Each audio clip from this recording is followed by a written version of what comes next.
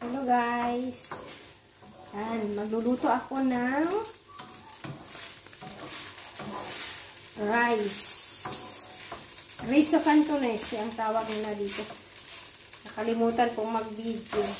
Kaya ito lang. Guys, lagyan natin ng wine. White wine.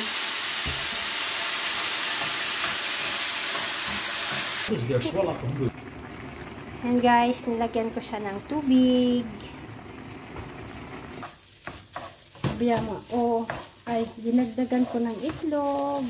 Ayan, then mix na natin. Ating, ayan.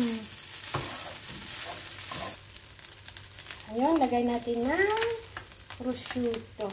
Karne yan guys. Parang ham. Sa atin, sa Philippines, ham. Ang tawag nila dito ay prosciutto cotto. Ito na yung akin na